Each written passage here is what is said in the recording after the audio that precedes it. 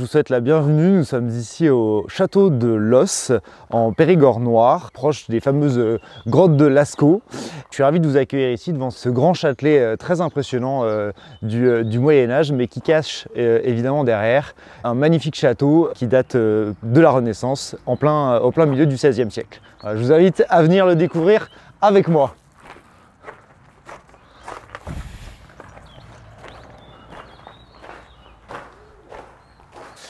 Alors, Los est un fleuron de la Renaissance, donc construit dans la deuxième partie du XVIe siècle, donc avec un style très pur, bien dans son époque. Mais j'aime souvent dire que Los a connu deux renaissances, chacune due à un personnage. La première au XVIe siècle, elle est due à Jean II de Los, donc qui est certainement le plus grand personnage de la famille, qui a eu un parcours et une vie assez extraordinaire et très riche, proche de la famille royale, grand militaire, grand stratège. Il a collectionné les grands titres et les grandes fonctions. Pour n'en donner que quelques exemples, il a été gouverneur du Périgord, du Limousin, lieutenant général de Guyenne. Il a été précepteur du futur Henri IV, à l'époque prince de Béarn, qui est venu s'installer ici à la fin de sa vie, aux alentours de 1570, et a commencé, sur la base du château médiéval existant, à reconstruire cette magnifique demeure de Plaisance Renaissance. La deuxième renaissance que Los a connue au XXe siècle, on la doit à Guy van der Schoren. Guy van der Schoren est tombé amoureux de ce lieu avec sa femme Jacqueline et a découvert Los dans un état de délabrement et d'abandon triste, dans un environnement sale et pollué. La Vézère était nauséabonde, le château était recouvert de lierre et ils ont décidé, l'un et l'autre, de reprendre cette maison et de lui redonner tout son faste du XVIe siècle, avec beaucoup de recherches, l'aide de grands artisans, l'aide de grands architectes qui, peu à peu, ont redonné à Los son lustre qu'il avait à la fin du XVIe siècle. Et c'est ce que je vous propose de découvrir maintenant. Alors maintenant, ce que je vous propose qu'on rentre, déjà vous voyez, on est devant cette porte qui est magnifique, qui est très travaillée. Vous voyez là, justement, là on est bien dans cette période de renaissance du XVIe. On voit déjà que le château commence à s'orner de plus en plus, y compris sur sa façade, avec ces fameuses colonnes à jambage, on voit très bien. Alors malheureusement, on imagine qu'il y avait une sculpture en ronde-bosse qui trônait au-dessus de cette porte, mais ça fait partie des choses qui n'ont pas pu être replacées, en tout cas jusqu'à maintenant. Si je vous emmène à l'intérieur, on peut déjà voir, encore une fois, qu'on a dit au revoir aux escaliers en colimaçon médiévaux. Ça y est, on parle maintenant d'escaliers droits, rampe sur rampe, ces grands escaliers qu'on va voir maintenant dans toutes les architectures pendant plusieurs siècles. Évidemment, toujours très décoré, c'est là où on voit que la Renaissance a pris le pas et s'affirme énormément à Los. Bon, et là, ce que je voudrais vous montrer, c'est une pièce qui se trouve à l'étage, qu'on appelle la salle des écussons, et qui est une des plus intéressantes et une des plus belles du château. Alors vous voyez, on rentre ici dans la salle des écussons, et ce qui marque quand on rentre dans cette pièce, c'est évidemment ce sol. C'est un sol qu'on appelle un pisé. Un pisé, c'est une technique qui est très courante en Périgord. On en retrouve vraiment dans tout type de bâtiment qui n'a aucun caractère de prestige. Mais en revanche, celui-là, il a deux particularités très intéressantes qui le rendent complètement exceptionnel. Déjà, la première chose, c'est qu'on voit ces grands motifs. Vous voyez peut-être ces grandes rosaces qu'on voit au sol, ce qui est déjà beaucoup plus rare et beaucoup plus intéressant. Et la deuxième chose, c'est qu'on le trouve à l'étage. Vous pouvez imaginer que chacune de ces petites pierres font plusieurs centimètres d'épaisseur. Donc sur la surface de cette salle, et bien évidemment, ça fait un poids considérable et ça va être un réel enjeu et un réel défi architectural que l'architecte va vouloir relever ici. Je voulais aussi vous parler de la cheminée. Évidemment, la cheminée, elle est absolument magnifique. Il y a énormément de détails que vous avez peut-être déjà repérés sur la façade ou sur la porte que nous avons empruntée pour rentrer dans le grand logis. Tous ces décors qui sont vraiment très riches et typiques de la Renaissance, cette fameuse Renaissance née en Italie, inspirée de l'Antiquité romaine, évidemment. Voilà. Alors, je voudrais maintenant vous parler du plafond. On a ici un magnifique plafond à la française. Et ce que je voudrais vous montrer, c'est ces poutres impressionnantes, en tout cas qui, moi, m'impressionnent. Et surtout quand on sait comment elles ont été amenées ici. Vous avez peut-être remarqué, l'accès à l'os se fait par un châtelet, par un pont qui enjambe des douves, par un accès difficile. Donc vous imaginez bien la difficulté avec le fond des douves qui est 30 mètres en dessous de nous. Il a fallu une grue pour apporter une grande grue pour mettre ces poutres en place. Donc elles sont d'autant plus impressionnantes quand on sait le travail qu'il a fallu pour les placer ici. La deuxième chose maintenant dont je voudrais vous parler, que j'ai un petit peu évoqué, c'est tout cet ameublement. Vous avez vu que la pièce dans laquelle nous sommes, comme toutes celles du château, sont magnifiquement meublées. Ça, on le doit, j'allais dire, à deux personnes. Premièrement, la première personne, c'est la femme de Jean III de Los, qui a décidé de faire un grand inventaire du château à la mort de son mari pour le transmettre à son fils. Cet inventaire, nous l'avons toujours. Ça a été évidemment un document de travail qui nous a permis de, le plus fidèlement possible, replacer les meubles et les tapisseries à leur place. En tout cas, là où ils pouvaient être à l'apogée du château. C'est donc la première personne qui a permis ce réameublement. Et la deuxième, évidemment, ça va être Guy van der Schoren qui a énormément œuvré.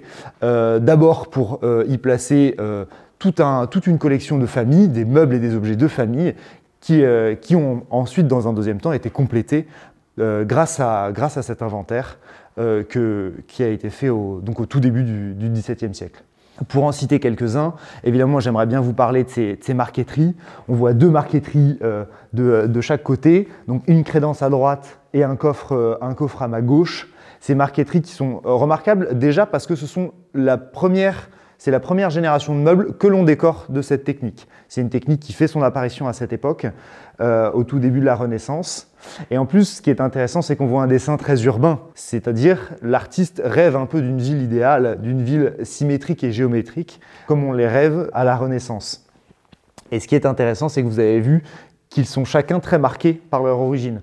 À gauche, le coffre est italien, on voit très bien ce style architectural qui est méditerranéen, peut-être même un peu oriental, tandis qu'à droite, la crédence est flamande, donc évidemment on voit ces maisons qui sont beaucoup plus marquées du nord de l'Europe. Voilà, pourquoi pas Strasbourg, Amsterdam, ça nous fait vraiment penser à toutes ces villes plus au nord.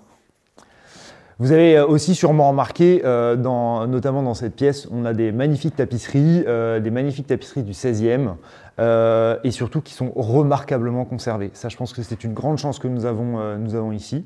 On en prend évidemment très soin, mais elles ont été conservées remarquablement durant tous ces siècles qu'elles ont vues.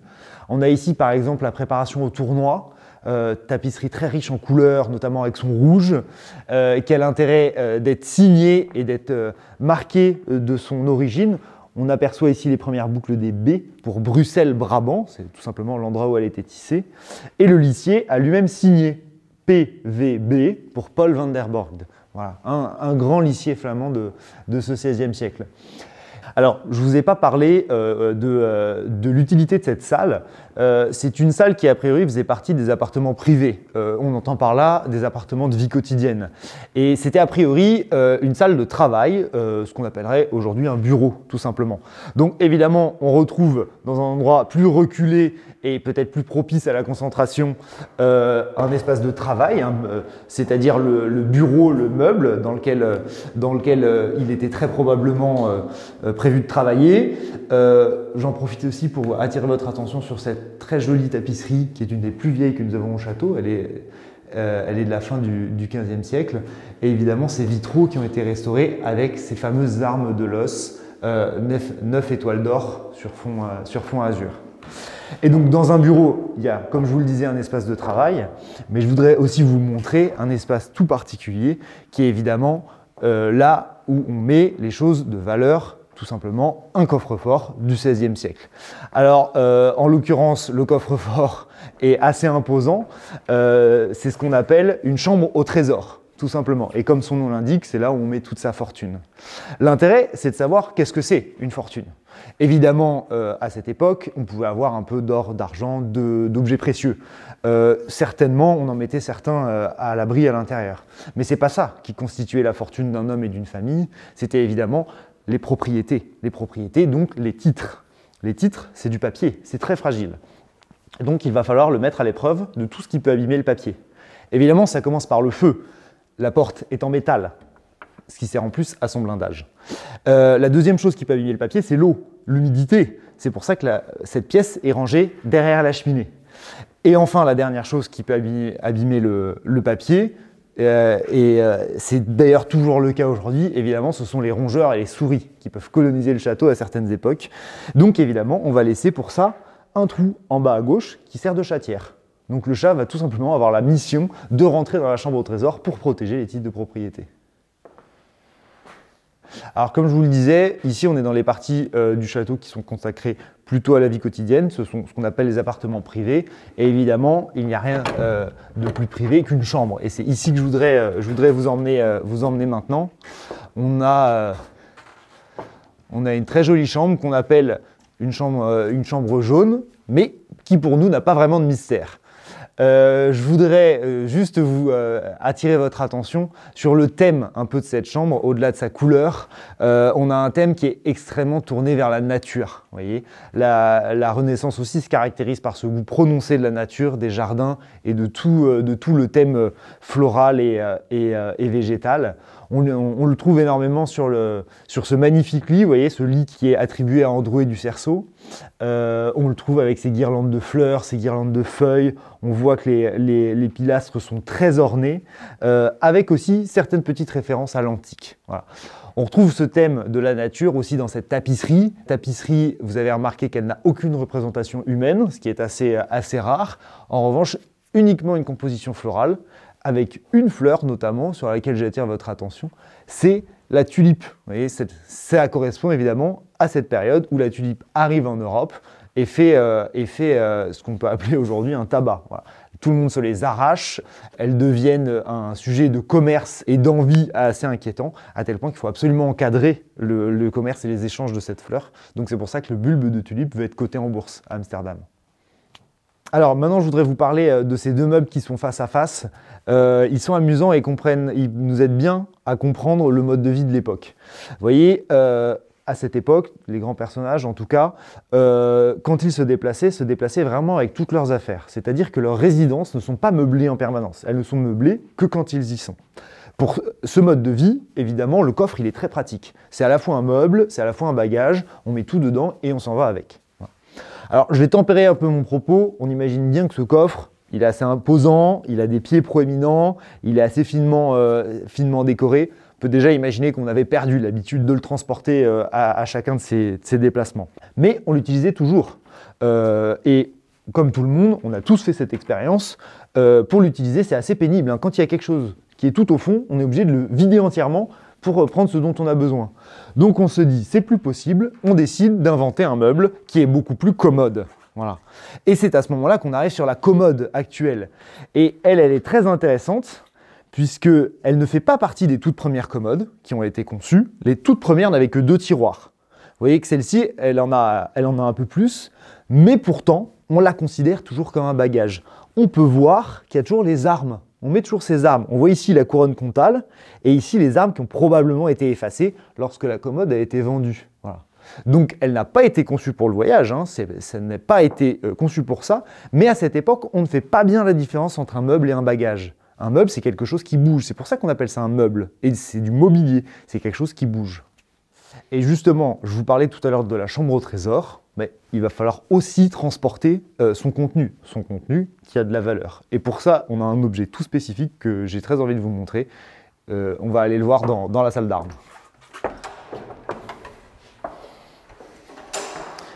Alors cet objet, il est juste ici. C'est ce qu'on appelle un coffre de Nuremberg. Donc ce coffre, il date du XVIIe siècle et le coffre de Nuremberg, c'est un objet qu'on peut voir un petit peu de temps en temps, mais lui, il a quand même une grande particularité. Évidemment, comme c'est un coffre-fort, il va avoir une serrure qui est cachée. La serrure qui est devant, elle est uniquement décorative et factice. Et pour trouver cette serrure, il faut tout simplement observer le couvercle et appuyer sur un bouton. Vous avez un petit bouton qui, par un jeu de ressort, fait bouger une lamelle de métal et on voit la serrure qui apparaît. Alors maintenant, si on prend la clé, qui est tout aussi impressionnante que le coffre, on voit cette clé qui est magnifique. Alors, je voudrais quand même mentionner que la clé n'existait plus. On a eu la chance de trouver un artisan qui vit pas loin d'ici, Alain de Saint-Exupéry, qui a eu le grand talent de remettre tout ce coffre en fonction et de recréer la clé.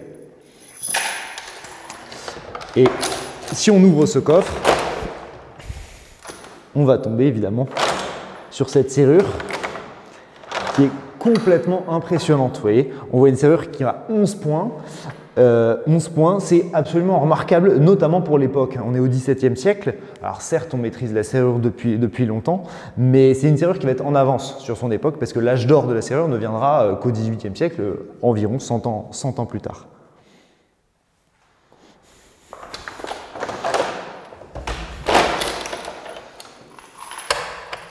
Alors maintenant, on va continuer par le couloir et aller dans la salle qui est juste en face, qui est la salle voûtée. Vous allez découvrir la voûte qui est absolument impressionnante dans cette salle et qui est surtout une grande prouesse architecturale. Vous voyez, quand on lève les yeux en entrant dans cette salle, on voit cette voûte. Donc cette voûte a 5 clés, c'est-à-dire qu'elle a 5 clés de voûte, ce qui montre qu'il y a un poids qui est très important et très réparti qui est à l'étage. Et bien ce poids à soutenir, c'est tout simplement le sol empisé dont je vous parlais et que je vous évoquais. Il a fallu au moins cette voûte pour soutenir ce sol à l'étage. Alors, moi, ce que je voudrais vous dire aussi sur cette voûte, c'est qu'au 19e, malheureusement, la mode n'était pas à la pierre à nu. C'est-à-dire, quand on avait une voûte comme ça, on s'empressait un peu de la cacher et de la camoufler. En tout cas, c'est ce qui lui est arrivé à elle. Elle a été copieusement plâtrée, voilà, pour la faire disparaître. Et dans les travaux des années 80, le pari a été pris de gratter ce plâtre pour un peu voir ce qu'il y avait en dessous. Mais c'était un pari un peu risqué, hein, parce qu'on peut imaginer que la voûte était en briques, par exemple, et que tout serait venu avec le plâtre et on se serait retrouvé avec la pièce du dessus ici. Mais le pari a quand même été gagnant parce que non seulement on a découvert cette magnifique voûte, mais en plus les inscriptions qu'elle comporte. Parce qu'il y a une grande tradition à Los d'inscriptions dans la pierre. On a plusieurs inscriptions de différentes époques, pour différentes raisons, dans différents lieux, qui marquent un petit peu l'histoire de Los, et la plupart sont datées d'ailleurs. Et c'est la première que je voudrais vous montrer, qui est juste au-dessus de cette fenêtre sud, qui est Los 1576. C'est la date de fin de construction du grand logis dans lequel on est. Dans ces gravures sont coulées du plomb, c'est pour ça qu'on la voit très bien, et cette gravure est très impressionnante. Voilà. La deuxième dont je peux vous parler, elle est juste au-dessus de nous, elle est ici, elle est en latin, et elle dit « cum sudore sanguine et carcere ». Alors, c'est un petit peu compliqué d'être certain du sens de cette phrase. On sait que ça veut dire avec la sueur, le sang et la prison. Mais alors, qu'est-ce qu'elle veut dire? Pourquoi elle a été marquée là? Là, pour le coup, c'est un petit peu plus compliqué d'être certain.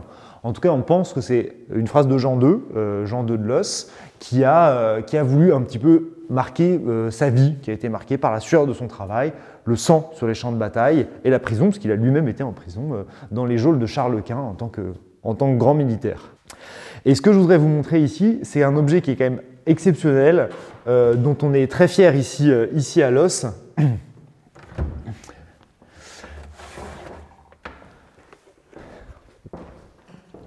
C'est un portrait d'Henri IV. Voilà, c'est un portrait qui a été fait à l'avènement du roi, qui a été fait en cire et qui est totalement exceptionnel. Le but de ce portrait, c'était à l'avènement du roi, on demandait à son sculpteur ordinaire, c'est-à-dire en l'occurrence Guillaume Dupré, de venir faire le portrait du souverain, tout simplement pour pouvoir diffuser son portrait sur des médailles, sur des monnaies, etc. Donc on allait faire son portrait en cire, pour qu'il serve de modèle. La cire permettait deux choses. D'une part, de faire quelque chose de très précis, ce qui était important en tant que modèle. Et deuxièmement, ce n'était pas appelé à rester, ça n'était qu'un modèle. Donc la cire n'était pas faite pour être conservée. Là, en l'occurrence, ce qui fait son côté exceptionnel, c'est qu'au XVIIe, il a été encadré dans un cadre en argent et écailles de tortue. Ce qui fait qu'il est parvenu jusqu'à nous. Donc c'est un très très bel objet qu'on a la chance d'avoir à Los, et qui évidemment a été lié à un portrait du roi Henri IV qui est mentionné dans l'inventaire de 1602. Alors maintenant, on va continuer dans l'enfilade de pièces en passant ici dans le salon vert. Alors ce salon vert, il est intéressant, il est assez émouvant parce qu'on a cette couleur qui est très particulière et en fait qui est bien celle qu'il y avait ici au XVIe siècle. On en est certain parce que tout simplement on l'a retrouvée sur les murs. Vous imaginez que cette pièce, elle avait été hyper modifiée avec des différentes cloisons, du brou de noix sur les boiseries, etc., etc., etc. Elle avait été transformée X fois, mais en enlevant toutes ces couches des années et des siècles, en dessous de tout ça, il y avait des restes de cette couleur. Donc c'est pour ça que, ce qui est en plus totalement cohérent avec l'époque où le verre d'eau était très utilisé, en tout cas en décoration. Donc elle est assez intéressante pour ça, ce salon vert. Alors, maintenant, je vous emmène dans le passage. Le passage, il a deux particularités typiques, encore une fois, de ce XVIe siècle, de cette Renaissance. La première, c'est que vous voyez que c'est une pièce qui est à la fois intérieure et extérieure. C'est typique de cette Renaissance inspirée d'Italie. Le climat méditerranéen fait que ces pièces sont très agréables. On les retrouve dans tous les châteaux et toutes les constructions de cette époque. Je pense notamment au château de la Loire qui ont beaucoup des loggias, des escaliers ouverts, etc. C'est en tout cas dans cette même mouvance. Et la deuxième chose qui est intéressante, c'est que ce passage est une réutilisation d'un passage médiéval, mais dans lequel on projette déjà un petit peu la perspective. Voilà, la perspective qui va faire l'âge d'or de l'architecture paysagère en France. Voilà. Vous pouvez voir qu'on est dans l'axe de l'ouverture du Châtelet, dans l'axe de la grande allée de cèdres et évidemment dans l'axe du paysage sur lequel donne la terrasse. Mais ça, on pourra aller le voir tout à l'heure. Maintenant, je vais vous emmener dans la partie un petit peu plus médiévale, parce que certes, le château Renaissance est aujourd'hui ce qui reste à Los, mais il ne faut quand même pas oublier qu'on est sur une base médiévale du XIVe siècle, voilà, construite à l'apogée médiévale de Los, notamment à cause de la guerre de 100 ans. Donc, toute cette partie médiévale, elle a énormément bougé, mais il en reste notamment une tour qui, elle, pour le coup, est intacte et dans laquelle je voudrais vous raconter une anecdote puisqu'elle a accueilli un personnage assez particulier et assez intéressant au début du XVIIe siècle. Donc là, vous voyez, on arrive sur cette fameuse tour qui est juste en face de moi. Cette tour, on l'appelle la tour d'Éperon, mais en fait, c'est un terme architectural finalement qui a fini par lui donner son nom.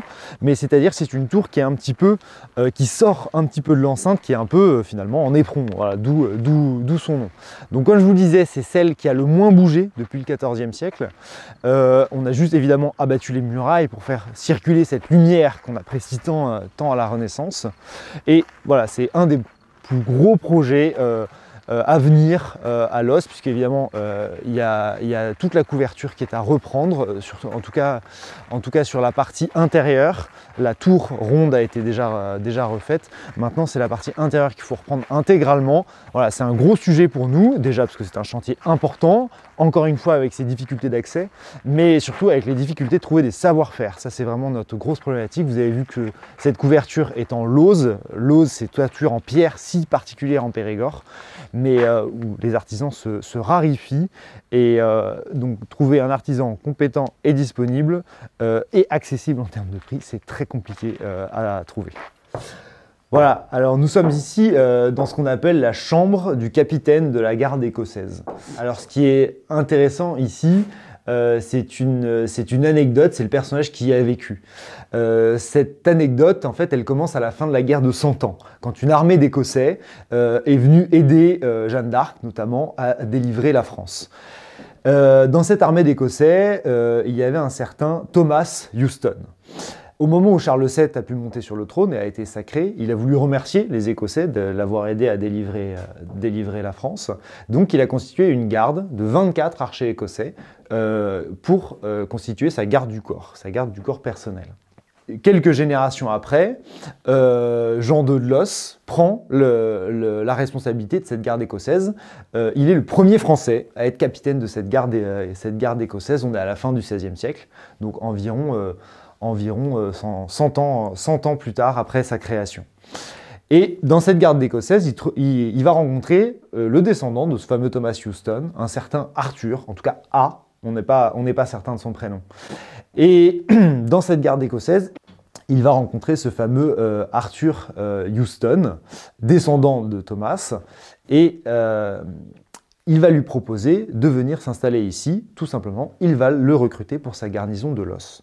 Et ici va commencer l'histoire qui nous intéresse parce qu'il a énormément écrit. Il écrivait au prince de Galles, il a écrit un livre qui s'appelle L'Écosse française, et tous ces écrits ont été datés et signés du château de Los. On a ici par exemple la fin d'un courrier qu'il écrivait au prince de Galles, où il termine « Du château de Los, le 10 mai 1607, votre très humble, très obéissant serviteur, à Houston ». Et cette anecdote, elle n'est même pas terminée, puisque il a eu des descendants qui sont partis aux États-Unis, qui ont créé l'État du Texas et qui ont finalement donné leur nom à la ville de Houston, qui existe encore aujourd'hui.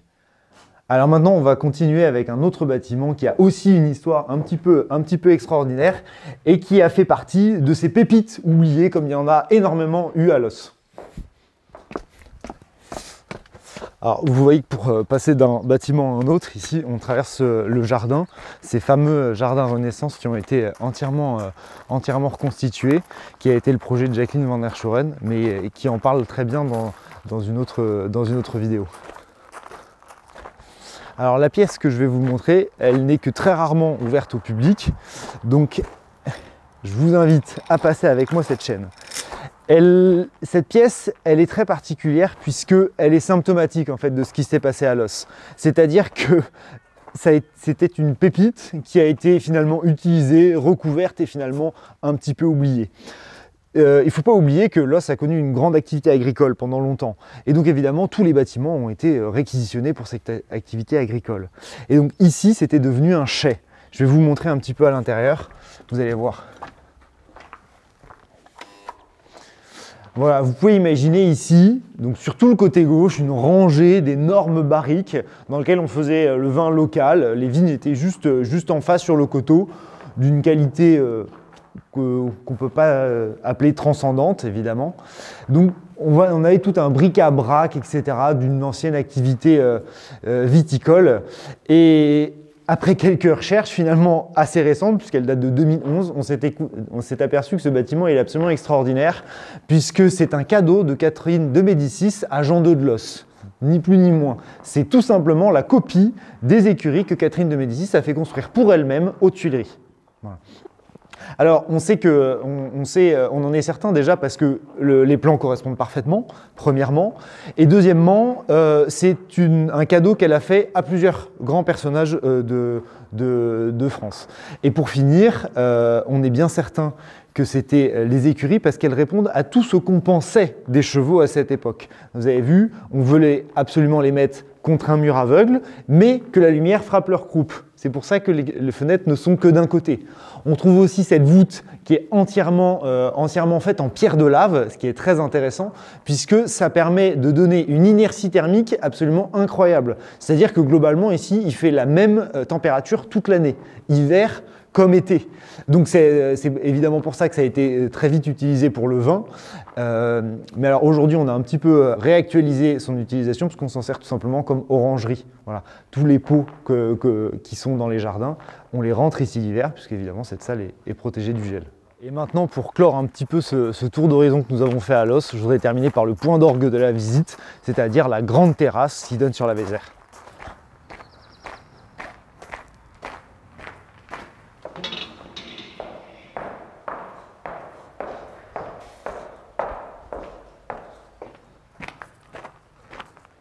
Alors on est ici sur la grande terrasse, elle est passionnante à plein de titres, déjà par sa construction.